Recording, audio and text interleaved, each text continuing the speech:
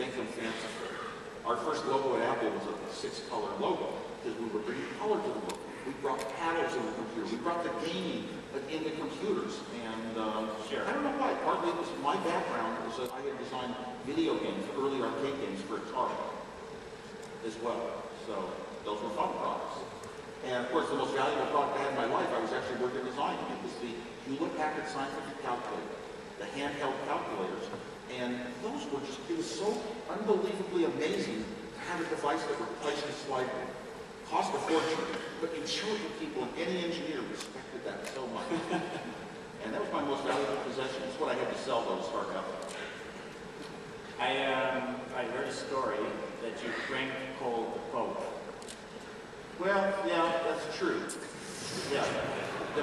One of my years of college, you drank cold the Pope. Well, I accidentally discovered that I was an engineering student, and I discovered from reading an article, I thought it was fiction, that the phone company was a big network, and that these little phone freaks had figured out ways to put tones into American telephones and completely switch the network around and make free calls anywhere in the world.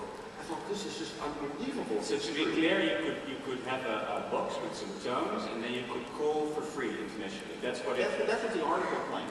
Well, it was Sunday, and I was starting college the next day, Monday. So Steve Jobs and I drove down to Stanford Linear Accelerator Center because they would have a good technical library, and we could find out if this thing is really true.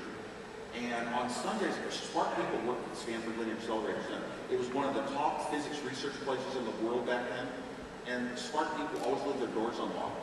So we knew that we could drive in on a Sunday and find one unlocked door, and we'd get into the main building and go to the library and start looking in books. And yeah, we figured out how to build these little devices and had so much fun, but just for pranks only. Yeah, and you drank the Pope. Yeah, they said that I wanted to make a confession.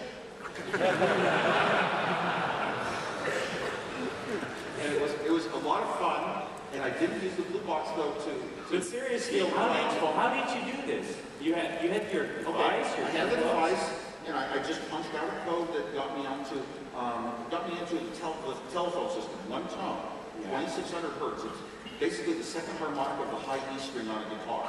Will seize the phone line for your control, at least back then. And then I would punch these buttons that put out doubles of tones that I had designed into it. And I called into a sender in New York, and I had that one connect to Italy inward.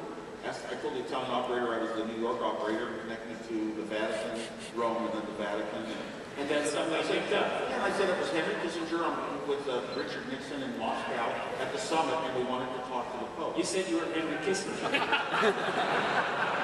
Yeah.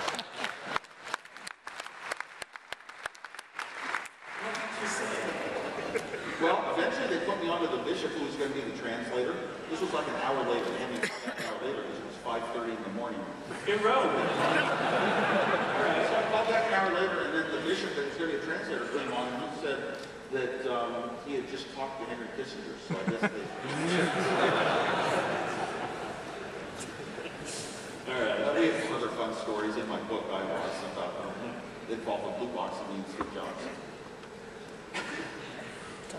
But it inspires you. When you have fun, you want to keep doing things that are fun.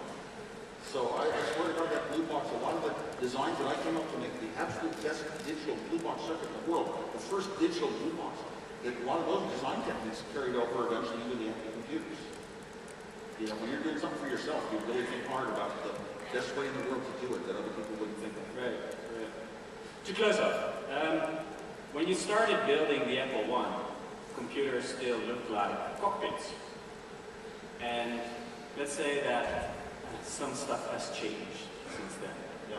How do you see people interface with computers in 5 or 10 years, and what are the most disruptive trends that we've got to pay attention to? Sure. Well, everybody's very aware of the trend towards mobility. First, we went from the desktop computers to laptops. So then your computer could be with you anywhere. It was sort of like you could always have it as a tool in multiple locations. But now we've got the computer in your pocket, so it's with you even more. And so much, it's still a million times more of a computer than the Apple I was in terms of its abilities. And I think we're getting more and more to the closer to the computers becoming sort of a part of your body. And I'm hoping eventually, it's like my iPod that I wear for one of my watches. I hope this someday that's just an iPod as a watch? Yeah.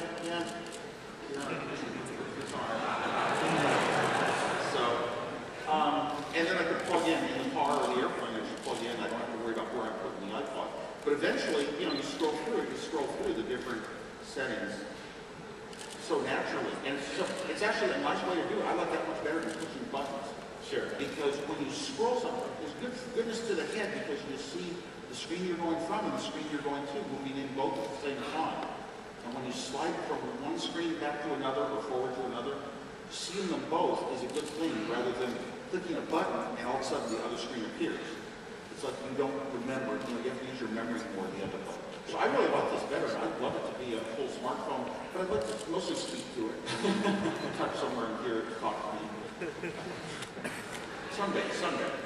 This is getting closer to your body almost. Is Sure, that? no, for the way I was a human. When I'm talking to you, we're speaking. And I know what to say. I don't like that structured world where I have to go and think of, which page do I have an app on, which app, what's the wrong one, and back out. I got to click here and I got to do this. I don't like to learn a sequence of steps.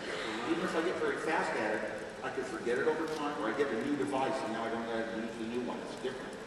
So I really rather just use my voice and be say things many different ways, but have it understand what I'm saying. And voice recognition is getting very close to that. There are a number of apps on the iPhone now that it's getting more natural to use computers. More natural, more like, whenever a computer is more like a real human being, it's better. And I noticed when I was doing in school with young children, they were attracted every time the computer had more realistic graphics or sounded like a real voice. It's an attraction, like it's a person. Students want a computer to be a teacher. They want it to be a person. But a teacher looks at your face. They know if you're tired. They know things about you. They know how to toss out little comments about your life and your family. And eventually, I think a computer should be like that. Maybe it should even, if a computer's going to be a teacher. Because I have this vision that someday, right now we go to school, and you get low grades, and you think, oh, Joe always gets the high grades. I'll never be as good as him. And you start dropping out of school at an early age. By 8, 9 years old, the teachers can tell which students really don't care that much about school forever. So I have this vision here, and we have a fixed presentational material from one teacher to an entire class. And then we have a variable that's your grade, how you test. Well, I'd like to go to school and say, I want all A's. I just want proficiency. And I don't care what speed or what the presentation is, what subjects I do in what order, which ones I spend more time on. Just monitor me and get me there with my little computer. 30 teachers in one classroom, they're all computers. Just teach me and get me there, and I might not be going to the same exact presentation as somebody else. The presentation is variable, but the grade is fixed. Yeah. Just to be sure, I'm going to ask if we can ask questions to the audience. Is that possible? For 5 minutes? All right. We're open to questions, and somebody must have a question for Steve Wozniak. So there's a microphone over there. So who's there first? That's the question. Run! Run! You can form a line. Let's form a line. With 5 minutes, are we going to boom, boom, boom? So what's your name and what's your question? My name's Paul Strohmeyer. I was wondering, there's another Steve that I sort of admire in his work with computing, that's Steve Mann. You didn't say Steve Ballmer.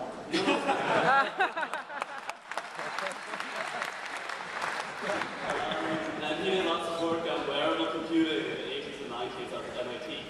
And I was wondering if you think that the Apple products like iPhone and iPod have replaced this line of work, or if they are turning into this line of work, or if they relate in any way.